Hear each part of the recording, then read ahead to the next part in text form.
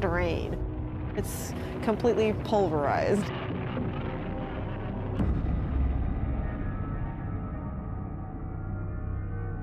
Black holes are produced, we believe, by the collapse of the core of a massive star, something like 25 or 30 times the mass of the Sun or more. When it comes to the end of its lifetime, a massive star burns its core all the way past helium, carbon, nitrogen, oxygen, all the way to iron, which has no more nuclear fuel. And when that iron core builds up to a certain mass, there comes a point where it can no longer support itself, and the core will collapse all the way to a black hole, producing at the same time a supernova.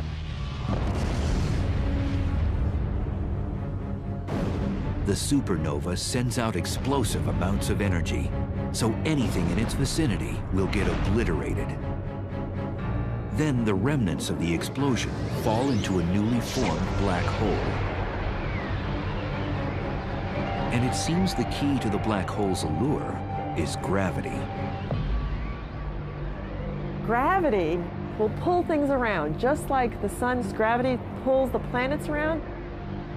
In fact, stars will happily orbit the black hole for most of its life and won't actually be sucked in. These stars are actually safe from the fatal attraction of the black hole. But if you do venture too close, like extremely close to the edge, then you do get sucked in. Scientists believe there are millions of wayward black holes throughout our galaxy, the Milky Way. And because we can't readily see them, one could be right next door. So how close does something have to be to get sucked into a black hole? Too close to a black hole is about the distance between the sun and the Earth, but that is certainly too close. For future space travelers, death by a black hole would be a violent way to go.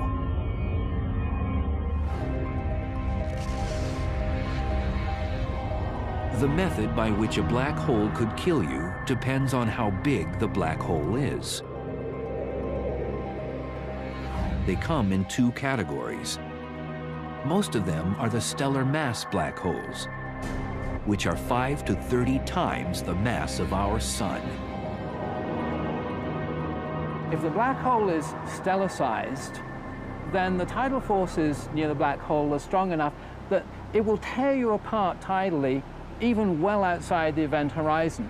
If you wanted to fall into a black hole, you certainly wouldn't want to fall into one of those. It will spaghettify you. But in addition to the stellar-sized black holes, there are others that are mammoth, millions to a billion times the mass of the Sun. And now scientists believe that these monsters hold center court in every galaxy, including our own.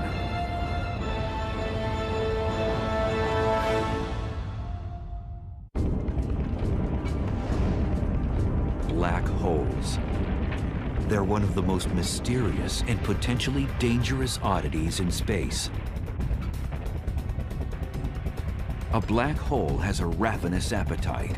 It sucks in everything in its path and spits out what it doesn't devour. And now scientists have discovered there are supermassive black holes, which are millions of times bigger than their stellar mass cousins.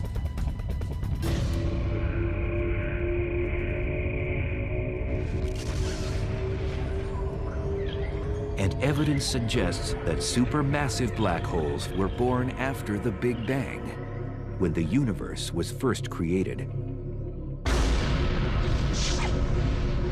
The leading idea is that they would have formed just like a stellar black hole from the collapse of the core of a massive star. But then they grew by feeding grossly from the gas, from other galaxies which collided with them.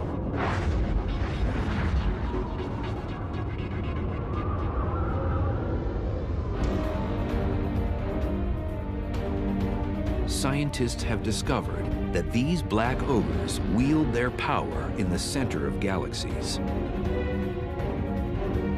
The supermassive black holes are at the center of the galaxy, most likely because they're the most massive object within the galaxy.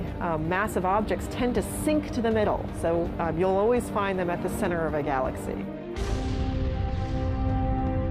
For a long time, scientists didn't think a supermassive black hole existed in our neck of the universe, the Milky Way.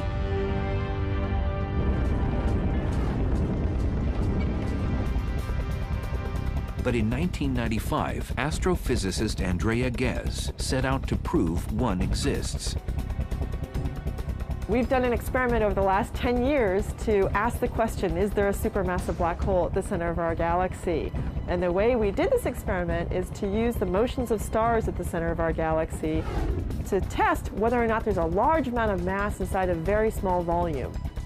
And that's the proof of a black hole.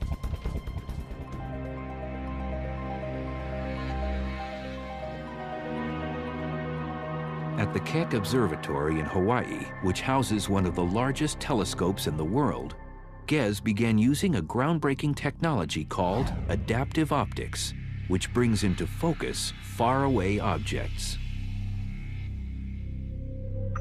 So this is without adaptive optics. This is what you would see. In this big square, there's nothing.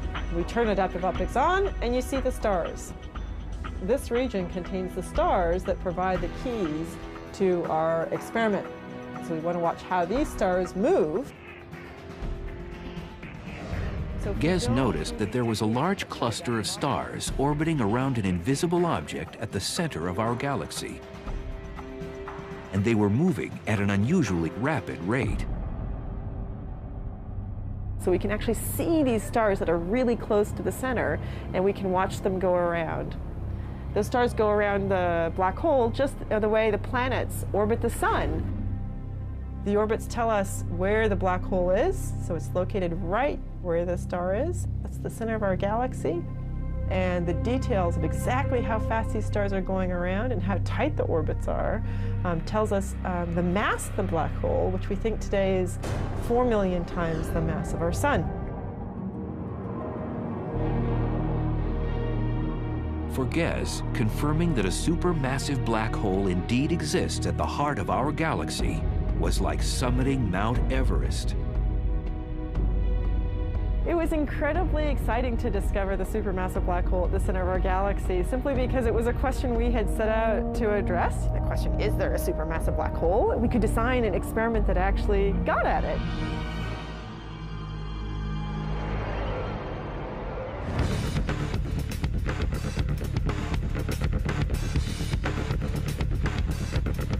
Astrophysicist Andrew Hamilton says death by a supermassive black hole would be much different than by its smaller stellar mass relatives. If you want to go and be a tourist and have the ultimate experience of falling inside a black hole and finding out what's really there, go visit a supermassive black hole. Much better idea. Unlike a stellar black hole, which would rip you to shreds before entering its deadly vortex, a space explorer could actually experience free-falling inside a supermassive black hole. Inside a supermassive black hole, it turns out that even though the black hole is more massive, it's also much larger in size, and that means that the tidal forces are weak enough that you could pass through the event horizon and fall deep inside the black hole without being tidally torn apart. But deep down inside the black hole, the centrifugal force of the rotation of the black hole provides effectively a repulsion. If there's any matter at all inside it, then stuff that's falling in will tend to collide with stuff that's trying to get out. And the result of that collision of energies is an unimaginably chaotic maelstrom of super hot, dense plasma.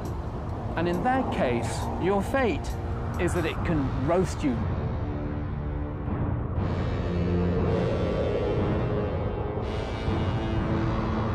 So how close would space travelers have to be to get sucked into a supermassive black hole in the center of a galaxy?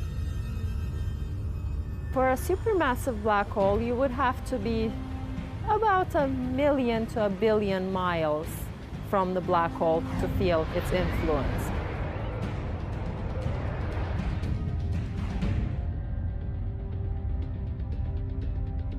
Over the years, the Chandra X-ray Observatory has caught our galaxy's supermassive black hole nibbling on cosmic matter, not binging like other supermassive black holes. Our black hole is today inactive compared to other black holes. Our galaxy has very little gas at the center, and so there's nothing really for the black hole to feed on. It's not eating very much. It's going on a bit of a starvation diet. Our galaxy's supermassive black hole appears to be fasting. This is partly due to the fact that as a galaxy ages, less and less matter is present for it to gorge on. But in the future, it might be quite a bit more active if it ever gets a fresh supply of gas at its center to feed off of. One way to rejuvenate our supermassive black hole's appetite is to collide with another galaxy. Sound implausible? 2 million light-years away, our closest neighbor, the Andromeda Galaxy, is charging toward us at almost 75 miles per second, or 270,000 miles per hour.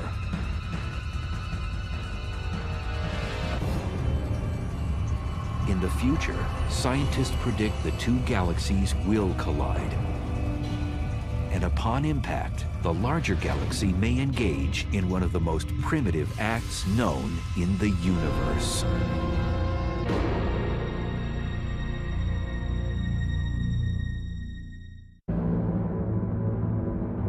It's one of the most barbaric rituals in space. A larger galaxy eats a smaller one.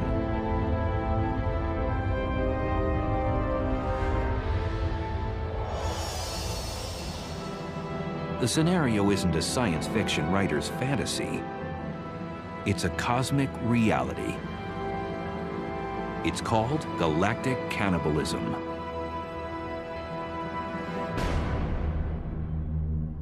The ghastly event can occur on the celestial highway when two galaxies have a head-on collision.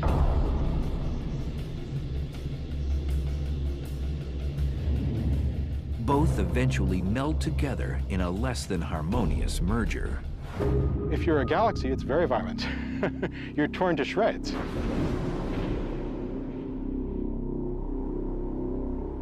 Joshua Barnes studies galaxy mergers. Acting like a crime scene investigator, he admits his research is a bit like inspecting a car crash. Imagine that you come across the scene of a car crash.